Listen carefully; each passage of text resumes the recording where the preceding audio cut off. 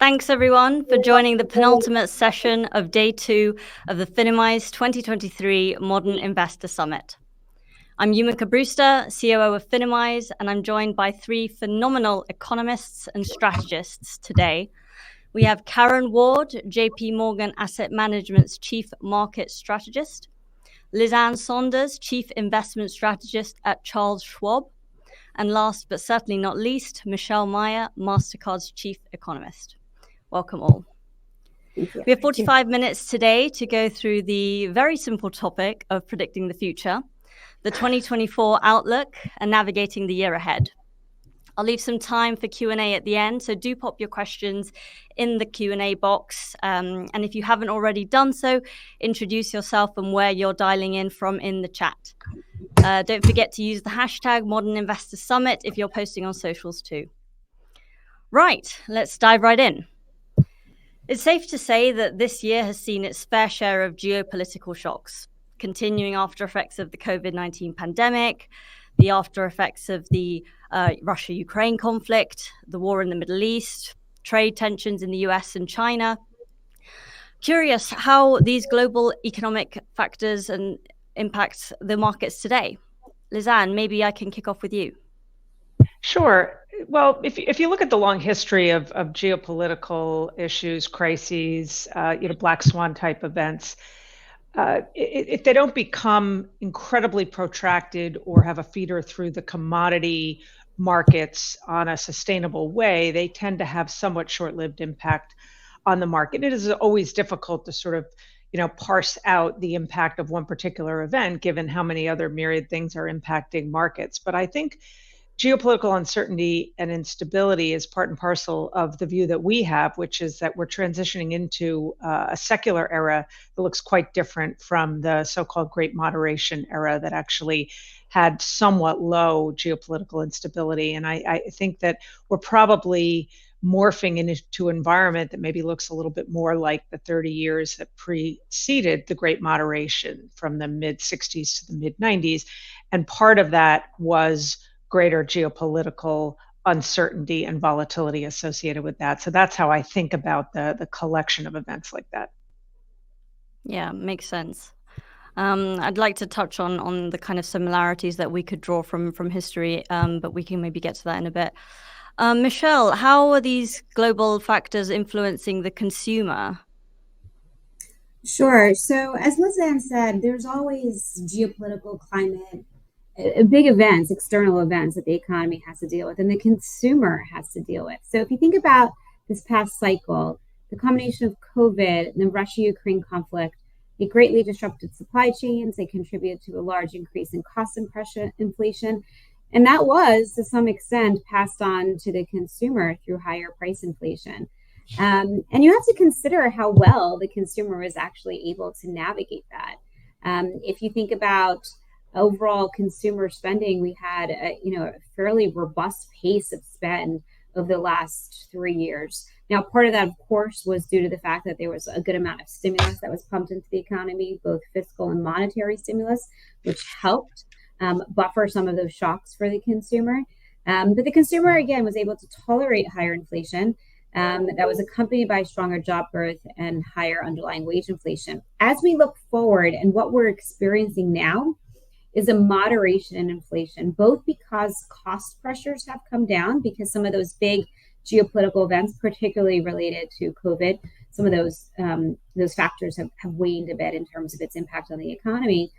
And we are seeing some cooling in the labor market as well and some cooling in wage growth. So we're entering a new stage, I think, in this cycle, away from the acute challenges caused by these big external factors to something that is a little bit closer to a more normalized pace of economic growth, hopefully a little bit less of a volatile one, at least for this period of time.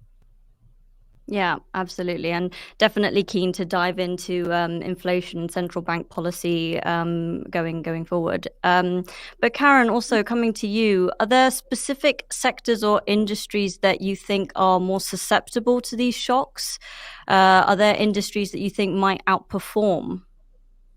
Yeah, I mean, many of the things that have happened have acted like a catalyst to some of the trends that were already underway. So I'll pick out just a few of them. The first is energy transition. I mean, Russia's invasion of Ukraine has been that for many policymakers across the Western world, particularly in Europe, a climate ambition has now been augmented by an energy security ambition. So the imperative and the time zone, the time ambition has compressed notably. And that has significant implications. If we now need to move to a significantly different way in which our economy obtains and uses energy over a very short time horizon, that has huge implications for investors. I would highlight particularly utilities are a beneficiary in that regard. So the energy transition is one. Liz Ann mentioned, and I would agree with her, this geopolitical climate leading to probably a more fragmented global economy than what we had experienced before. And we are seeing a lot of corporate ambitions to nearshore, friendshore, and also onshore their supply chain, given their experience of the last few years. And that has particular implications for the industrials, for example, where we see opportunities coming from this change. But I would say one of the biggest changes that's happened for me as a result of the last few years has been the return of fiscal policy. Prior to the pandemic, fiscal policy really took a back seat, and it was all about monetary policy trying to drive the economy. But in the pandemic, fiscal policy really came to the forefront. And I see that as an enduring change, that now governments see their position in the economy as being much more of a driver, overcoming the energy transition, updating aging infrastructure, digital security is multifaceted. But that return of fiscal policy means that also the interaction with monetary policy has really changed. And I highlight this because I think that's lifted us away from the zero interest rate world, because then when we had fiscal policy with its foot so hard on the brake, monetary policy had to have its foot so hard on the accelerator. But I would say that's really now changed. That dynamic has changed. But for certain sectors, zero interest rates was very problematic. I mean, there's this idea in markets and amongst investors that zero interest rates were great for all asset prices, and that's just not right. It was great for certain segments of asset markets, but not for all at all. And so the financials is what I'm getting to here. The financials now have a significantly different ability to earn interest, and we're seeing for example, in European financials, the return on equity has increased from maybe 4 to 7% to something like 12%, which just isn't in the price at all. If we look at price to book, it's still very depressed in that sector. So I definitely think some of these big macro shifts have significant implications, and many of those I don't think are yet fully accounted for in asset pricing. Yeah, that's a really interesting point, because I think this really low interest rate environment is something that people are so alarmed by that it's finally changing. But in fact, if you look at history, it's very rare that we've ever seen that. And also going back to Liz Ann, your point, but there is little evidence to suggest that global events like the ones that we've seen have kind of medium term, longer term impact on stock prices. Do you think that next year will be different in terms of the longer lasting impact, or what is different about this cycle? Well, again, you get these out of the blue geopolitical crises that can always be unsettling in the short term, especially when there's a human toll, as we are seeing. But what all of us have touched on is just more instability, whether it relates to geopolitical crises that turn into military events, whether it's the post-pandemic trends of supply chain diversification really brought to the forefront of necessity because of the issues associated with the pandemic, as we move away not to the dollar losing its reserve status. I don't think that's the case, but more transactions happening globally among trading partners. And I think the development of factions, currency factions, trading factions, military factions, and it just means a very different environment. And I wouldn't describe what we're experiencing as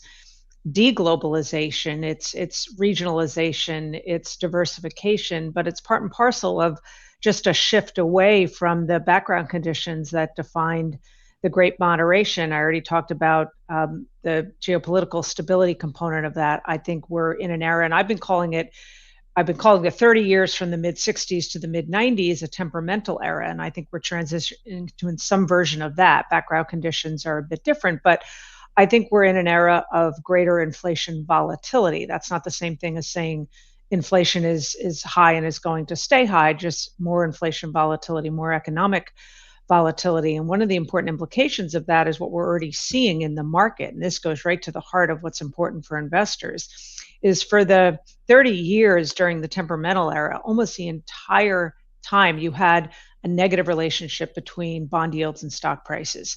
And that is not uncommon when you have inflation as an overarching concern. So, as an example, when yields were going up, it was often because inflation was let out of the bag again, negative for the equity market, vice versa. Well, during the Great Moderation, which was a 20 plus year period of sort of perpetual disinflation and declining interest rates, you had a positive relationship between bond yields and stock prices because moves up in yields was more often a reflection of what was going on with growth without that attendant concern about inflation. We're clearly back in that yield stock relationship akin to what we saw in those prior years. And I think it's not a backdrop without opportunity for investors. It's just a different backdrop than what a lot of investors are used to. And I think it's one of the reasons why you're seeing some enthusiasm among active managers. We have the return of the risk-free rate. There is ostensibly price discovery again.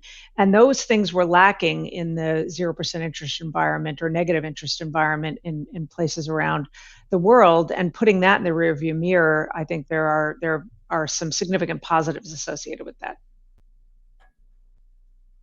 Yeah, our retail investor audience is actually very positive. We've seen that in our pulse survey that we do on a quarterly basis, and I think they're a lot more bullish compared to some of the institutional. But on the topic on kind of globalization or regionalization, I mean, next year is going to be a big year from a political election perspective. We have Taiwan, India, EU, the US, and the UK also has to call a general election before December. Are there specific things that you're watching out for? Which one are you going to? Michelle? I'm in. So to me, when you have periods of elections, obviously you noted a number of quite important ones, it tends to lend itself to more uncertainty. And when you have these bouts of uncertainty, when you think about business investment or consumer investment, those decisions that businesses and consumers are making are a lot more intentional, let's say. So for example, in periods of heightened uncertainty related to elections we've seen in the past, businesses might choose to delay some big ticket investments in capital, in structure, things that are requiring oftentimes taking on interest, long duration interest. So, and you see with consumer behavior as well, when there's periods of uncertainty, you might have consumers that will delay a big ticket purchase.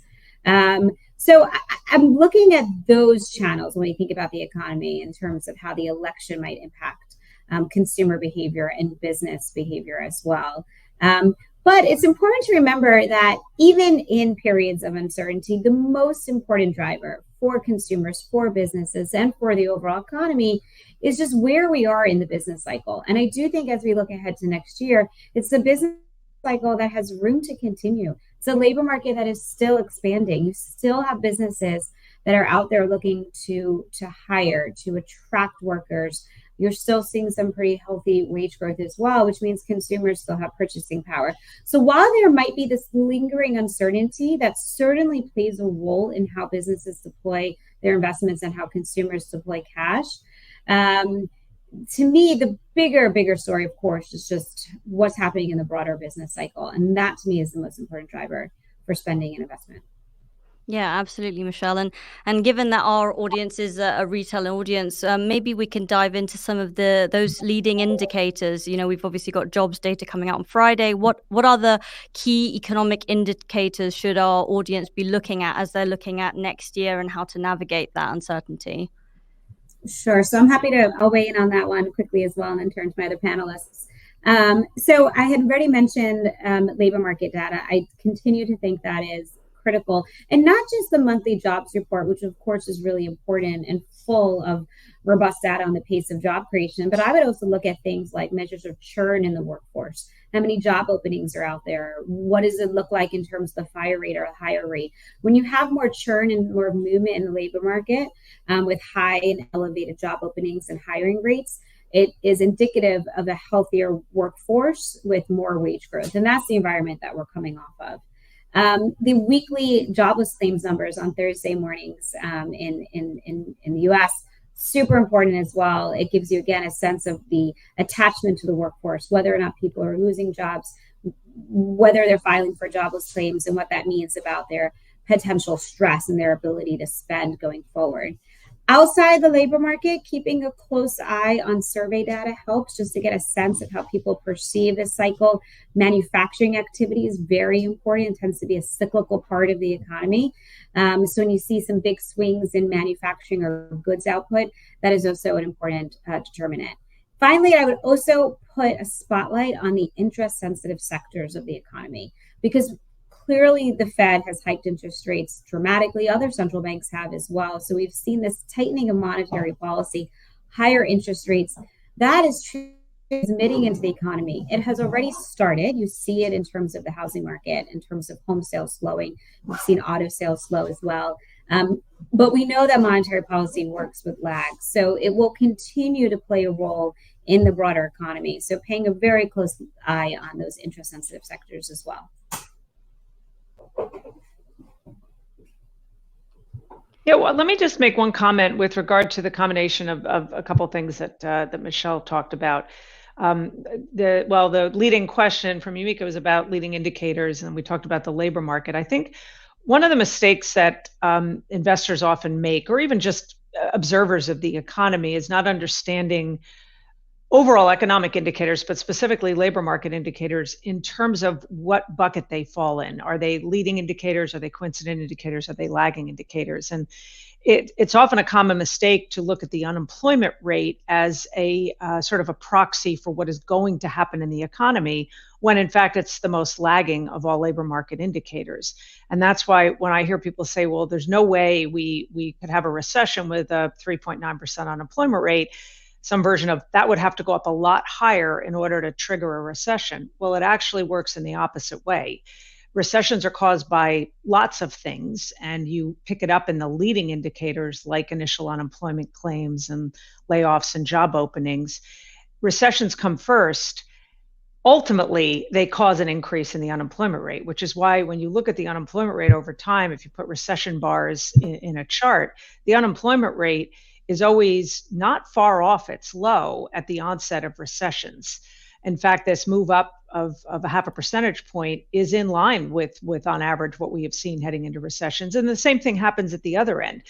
A falling unemployment rate doesn't bring on a recovery. A recovery starts first, and then it ultimately brings the unemployment rate down. In fact, the unemployment rate is not only quite high at recession's ends, it's actually usually still rising. So I think, when people try to connect the dots between what's going on in the economy and what's going on in the market, sort of tip number one is understand whether it's a leading indicator, coincident indicator, or lagging indicator. And then tip number two is that more often than not, better or worse matters more than good or bad, meaning you want to look for the change in direction. I think it's human nature for people to look at economic data and think, was it good or was it bad? Was it strong or was it weak? But it's better or worse. It tends to be a more of a tell if you're trying to figure out where you are in the cycle, but also helps connect the dots to what the stock market does. Yumika, if I could just chime in, because I think there's an indicator that hasn't been mentioned, which to me is really critical, which is the inflation numbers. That the inflation prints themselves are what are driving significant swings in the market. We have been on a roller coaster through the course of this year as inflation was on the high side and the market narrative switched back to, oh, it's the 1970s again. We're going to need deep recessions to get rid of inflation. And then we'd get a good CPI print and that market narrative would shift back to, oh, it's Goldilocks. Everything's fine. We don't need a recession after all. The central banks can stop hiking. They can cut. So these inflation prints, which are prone to huge volatility and error, are having tremendous outsized impacts on the markets. And I would say today, I mean, we had a weak print out of Europe last week. And the market is currently pricing now that the central banks are going to be cutting interest rates already in the first quarter. So it's swung from the peak to looking for those cuts. Stocks are going up, bonds are going up, everyone's happy. And then the fear is that you're just going to see that reversed in the next CPI print. So these inflation numbers are really critical. We've got to be very careful not to get carried away on a single print, because as I say, they're jumping around and the market narrative is going with it. But it is really critical if we think about the overall story here, because if inflation is still embedded, if inflation is still a problem in our economy, then that is telling us these economies need to slow and central banks need to stay high. You had a couple of questions about, is there going to be a recession next year? Do we need to stay higher for longer? That all depends on what we're going to learn from the inflation and from the wage data about whether our economies are over capacity, whether they have to slow, and whether the central banks have to do that unfortunate job of driving that process of slowing down, or whether actually inflation isn't a problem. We can maintain these growth rates. We're still have length in the expansion, as Michelle says. To me, that's the critical question that we're grappling with. I sit more on the side that we are really, our economies are still pushing the boundaries of what they can cope with. Our labor markets are too tight. Headline inflation's down, but I'm not sufficiently comfortable that wage growth is even easing off to be in line with a 2% target. So that really provides the foundations for my view of why we are still going to see a weaker outcome for the economy next year, and why markets just have to keep that in mind. Yes, we've got a lot of great snippets there, and a lot of things coming through the chat that I'd love to get to. But Karen, while I'm on you, you know, in your 2024 investment outlook, you in fact titled it "Too Early for a Victory Lap." I can sense that in the dialogue. How should retail investors be thinking about the bond market next year? You specifically said, you know, locking in yields is the way to go there. What could you elaborate on that point? Yeah, sure. And your viewers are welcome to read the outlook. It's publicly available. If you come and connect with me on LinkedIn, you'll see it in my feed there. Yeah, I mean, the story has evolved. If we think about the last couple of years have been horrible for the bond markets. The bond markets have had this horrific reset from a world of zero rates to a world in which clearly interest rates needed to be higher and on a sustained basis. And as I've explained, I think part of that is because fiscal policy is now back as the driving force of growth. So it's been a horrible couple of years for bonds. But I think that's because the key question at that point was, how high do interest rates need to get to? How high do they need to get to contain our inflation problem, to actually slow this economy? Because as Michelle was saying, what's been remarkable is the way in which the US consumer has ignored whatever the Fed has been up to. And so it's been all about where's the peak. That's been the story up until recently. Now, however, that story has evolved. Inflation is coming down. There are signs that there is some weakness in economic activity. It's early days. But therefore, it's gone from, well, where's the peak to, okay, we're at the peak. Now, when are they going to cut? And that's why for us, one of the key things was saying, look, that 5% US 10-year, we were saying, look, it's not going to stick around. Take advantage of it. It's already down 4.2, I think, this morning. So lock in. You've got high quality bonds that are offering you more than 5%. Lock that in, because not only are you getting income from bonds, but you're getting diversification against downside risk again, significant diversification. And that's my key thing for your audience is, why do you add bonds to a portfolio? You add them for income And diversification, you want them to go up in price when your stocks are going down. And now the US 10-year sat where it is. If that goes down 200 basis points, which is pretty normal for a recession, on a 10-year treasury bond, you're getting 20% on that bond, which is going to really help you out if your stocks are falling. So for me, it's about that attractive income, but also the role it's playing in bolstering a portfolio. Super. I'm just going to quickly touch on one of the questions that's come through on the Q&A. Lizanne, given that we're on this topic, how would the market interpret the higher for longer, given the current market expectations, given what we've talked about, if those expected cuts don't actually occur? This is from Tony. Yeah, that's the most important question, because clearly with the market pricing in rate cuts starting as soon as perhaps March, where you're over 50% probability based on Fed funds futures. Personally, I don't see that as likely under circumstances that at all resemble the current set of circumstances, meaning, yes, inflation has come down, but still pretty comfortably above the Fed's target, some cracks in the labor market, but not significant deterioration, the economy hanging in there. How that justifies a green light for the Fed to not just pause, but to pivot to rate cuts, it's hard to square that circle, quite frankly. It's not out of the question that they would be cutting, but it's probably with more economic dislocations, particularly in the labor market, between now and then. But we have to remember that expectations for forward Fed policy, in the absence of forward guidance, other than the Fed continually just saying it's, we're data dependent, so we're all at the mercy of the data, but it's been a moving target. We have to remember that as recently as March this year, admittedly during the mini banking crisis, the market was expecting the Fed would already be cutting this year, that they would have started in the summer. That clearly wasn't the case. And in part, that was adjusted because Powell had to be quite forceful. What to me will be interesting with regard to next week's Fed meeting on this subject is, at the last Fed meeting, Powell talked a lot about the bond market having done some of the tightening for the Fed, with the move, as an example, in the 10-year up to 5%. They're in a quiet period now, but what I'll be interested to hear is if he talks about what in November was a record month for loosening in financial conditions, whether that has done some of the loosening, maybe the forward loosening for the Fed, giving him cover to maybe more forcefully push back on this notion that they're going to start to cut. I think Powell very much wants to avoid the mistakes in the 1970s of, the fits and starts of monetary policy and the victory declarations, admittedly too early, and when they eased policy, it just let inflation out of the bag again, and that happened 3 times. So those are the things that I'm looking for, particularly as it relates to next week's meeting. And then I guess more broadly, what's your general outlook for the US economic recovery next year? I continue to think that we have been in what we can call rolling recessions. Some people don't like that term. Pick a term then, but the underlying characteristics are simply what have been happening, whether you want to apply a different term for it.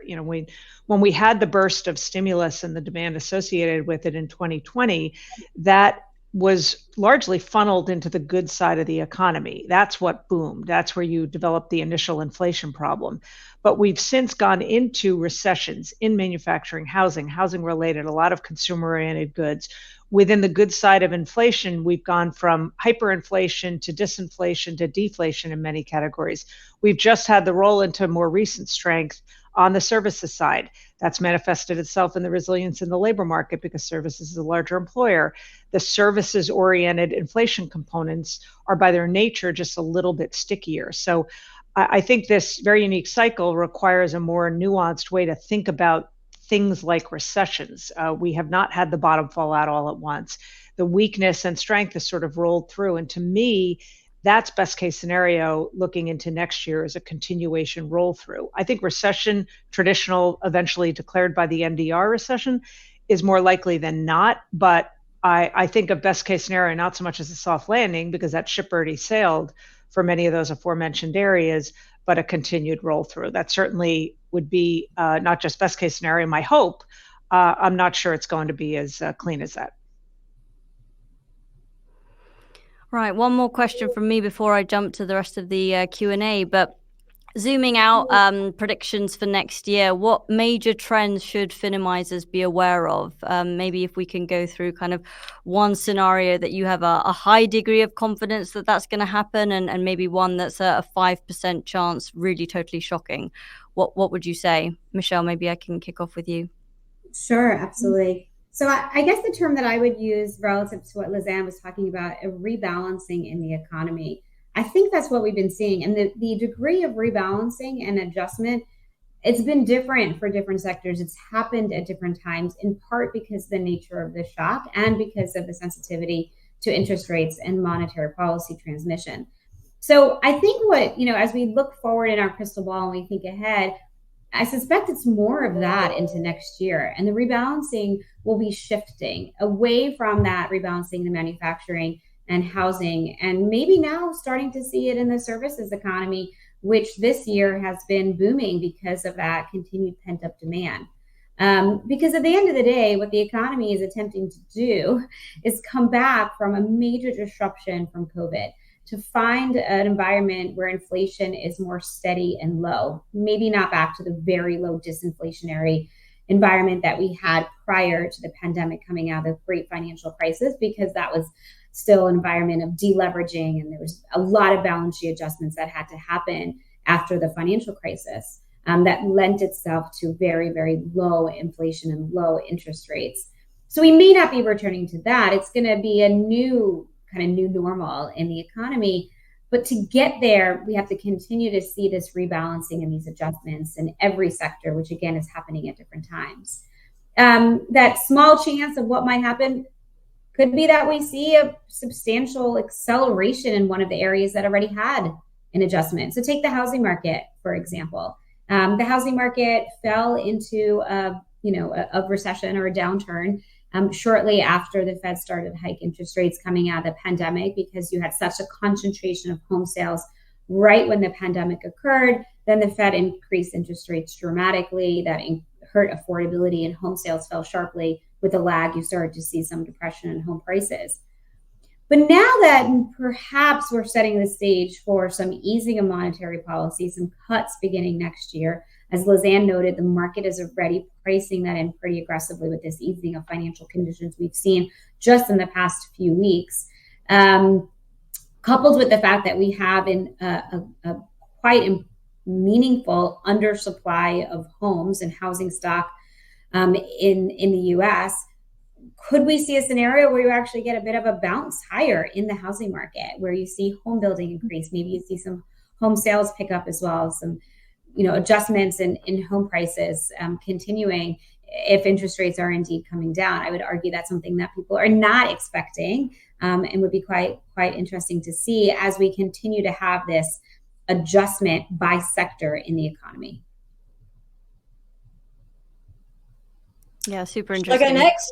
I can be pretty quick on mine. So my high conviction is that I think I'm less optimistic on the economy, I would say, than Michelle. I do think that some of the reasons for the resilience fade, pent-up savings are diminished, that interest rates start to bite. We do see that weakening. So I think my highest quality is that core bonds outperform stock aggregates overall next year.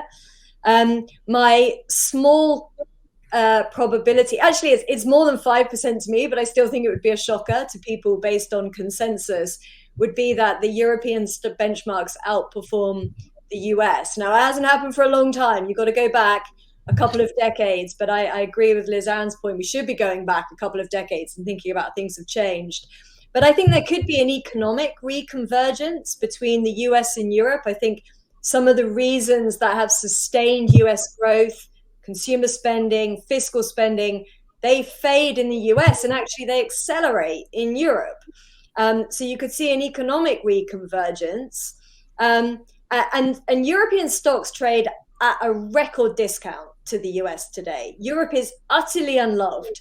So if that economic story surprises to the upside on a relative basis, maybe some of that interest and flows comes back towards the European markets, and you could see Europe outperform. So it's higher than 5%, but I still think people would be surprised by that this time next year. You heard it here first, folks. Yeah, so Over to you, Sam. I think from a market perspective, looking into next year, it wouldn't surprise me to see a continued broadening out like we have seen.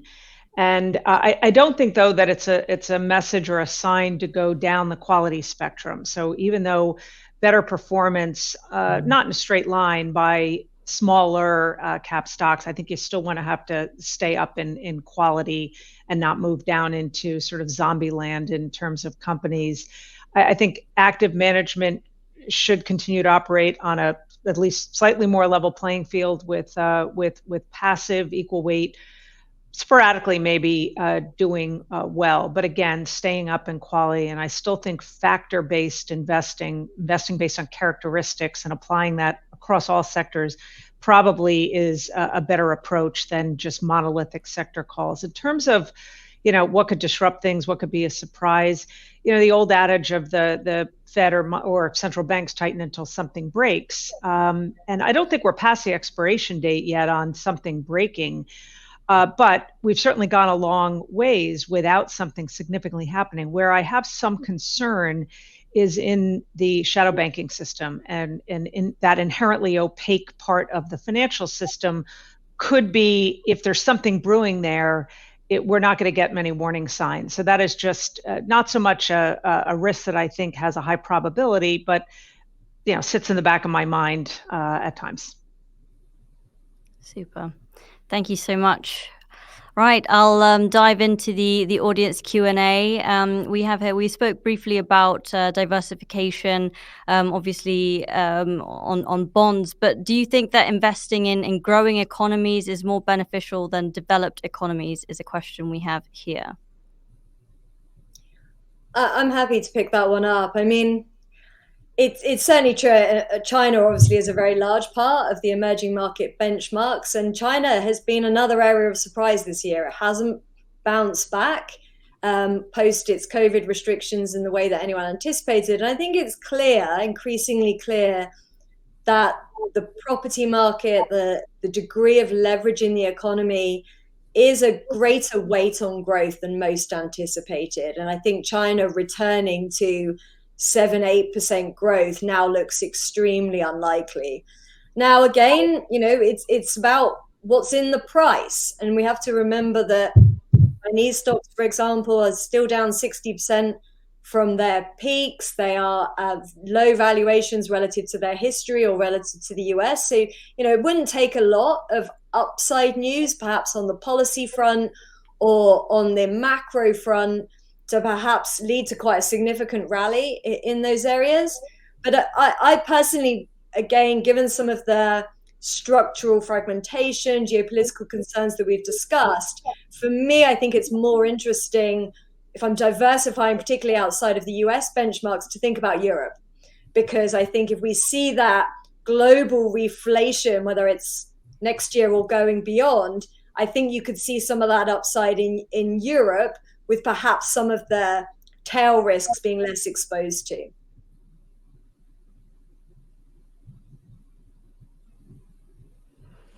And we have another question here from Frank. What's your take on the corporate debt maturity wall that's looming in the US and developed economies at large? I'm happy to take this. I've looked into this one. Again, you can read it in our Outlook. We've got a couple of charts which just point to this. And it is absolutely true that households, but also companies, took good advantage of those low interest rates in the pandemic. And that's insulated them so far from what the Fed or the other central banks have been doing. But of course, those bonds are going to mature. They're going to need to be refinanced. And as we look to the next couple of years, the proportion of those bonds that are going to have to be refinanced on what are quite materially higher interest rates, 300-400 basis points higher. For some companies, that's not going to be a problem. They've got good free cash flow. For some companies, is going to be more difficult. So again, it comes back to an active point that Lizanne said. You've really got to know what companies you own. You've got to know their balance sheets. You've got to know this detail of their refinancing, because that interest rate bite, those long and variable lags that Michelle spoke to earlier, that it is coming. And for certain companies, I do think it's going to be tricky. And Karen, you made a good point about the relatively healthier shape that consumer balance sheets are in and corporate balance sheets are in, taking advantage of the 0% interest rate environment and terming out the debt or moving to fixed mortgages. I guess the only sort of segment of at least the U.S. economy, if you want to call it a segment of the economy, that maybe didn't take that approach is the government. So I continue to think that the conversation, so to speak, around the cost of financing, our ever-growing burden of debt, it certainly became a louder part of the conversation in 2023, and I don't think it diminishes in 2024, especially in a higher for longer scenario. Couldn't agree more. The 6% deficit at record low unemployment is one of the charts that keeps me up at night. Yep. I have it in my outlook, that exact chart. Great. And just to wrap up in that case, I would love to hear your one takeaway that our Finamisers can take going into 2024. Lizanne, can I start with you? Sure. So we're all here to talk about the short term and an outlook for next year, as if the market cares about calendar years. It really doesn't. And I would just go back to the message we always try to impart to our $7.5 trillion of individual investors, which is investing is never about a moment in time. Investing is not get in, get out, picking tops and bottoms. Investing should be always a disciplined process over time, never about a moment in time, whether it's, again, tops or bottoms, or even thinking in calendar year terms. So make sure you have a plan and you are adding the important disciplines like diversification and rebalancing. That's ultimately what matters. Time in the market trumps timing the market. Yep. The old adage. Michelle. Sure. From an economics lens, I would say the lesson learned from the past few years has been that there's been this desire to, assign this business cycle to an historical one, to make these historical parallels. And the reality is that this is a business cycle that is very, very different because of the nature of the shock, because it was an external factor that pushed the economy into a recession from COVID. It was not created by natural forces. So the consequence of that is that this recovery period is different than we've seen in prior cycles. And I think that there's been too much pessimism, too much looking for the next shoe to drop and for something to really break in the economy, and not enough appreciation for the fact that there was a lot of strength and momentum in the economy prior to the pandemic, and certainly coming out of the pandemic. So I think you want to take a longer term perspective. I think looking at bigger picture drivers in terms of the structure of the workforce, what you're seeing in terms of not only current demand for workers and labor, but also how the workforce has changed after the pandemic with a much more hybrid workforce. There's probably better matching in the workforce. There's been an upward surprise in terms of labor force participation and engagement that's been very powerful. And also looking at balance sheets more broadly. As noted before, household balance sheets are in good shape. Corporate balance sheets, a lot of companies have taken advantage as well of locking in low levels interest rates. Obviously, we have to keep an eye on what's happening on the federal side, but it's a very different mechanism to the economy than if you were looking at private sector balance sheets. So I think you don't want to underestimate the ability of this economy to continue to expand, and consumers to continue to spend, and businesses to continue to invest. And that would be my guidance into next year as well. Super. Thank you, Michelle.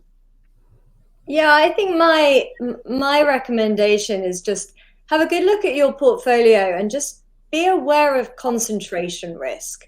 We have had some pretty phenomenal things happen over the last decade and over the last couple of years, and the performance has been relatively concentrated. And there's now massive dispersion across markets. I've talked about record discounts in stocks, geographically, for example, but even within the US market itself, we've got this big dispersion between a small handful of companies and the rest. And I would just advise you as a retail investor, two things. One, just be aware of that. Like, what are you vulnerable to? Are all your eggs in one narrative basket, in the AI basket, for example? And then the other thing I would say to you is just, and I remind myself, and this is my day job, but just be a little bit humble about your ability, particularly to pick specific stocks. And I picked out a couple of stats just to really make this point. The last time we had this very concentrated market in the US was, of course, back in 2000s, when we were all excited about a former tech miracle of the internet. And back then, if you bought Microsoft, you'd have paid 51 times earnings. So that seems like a very high valuation. But had you have bought Microsoft back then, you've still made more than 1,000% today. So that would have been a very good thing to do. Another big name at the time, Intel. If you'd have bought Intel, you'd have paid 40 times earnings. You would have made 20% today. Bear in mind, the broad S&P has done 400%. So my point I'm trying to get at here is that working out whether these miracle stories are correct is hard. Working out which are the specific companies, which are the ones who really benefit at the end of the day and the big winners of the story, that is even harder. And so trust the professionals. I think this is a great time for active managers who can really unpick those balance sheets, work out, okay, who's going to buy who's going to be the eventual winner, who's investing in R&D in that field. But it's a full-time job to do that. So just be humble, outsource some of that work, and protect your hard-earned wealth, is my key advice. Super. Thank you so much, Lizanne, Michelle, Karen, for sharing your insights. Lots of actionable takeaways there. Thank you all for tuning in as well. I want to give a quick shout out to our virtual sponsor, the CFA Institute. They are the reason we're able to host these informative and educational sessions for free, enabling us to drive our mission to empower the next generation to make their own financial decisions. I hope you've all enjoyed it and taken something away.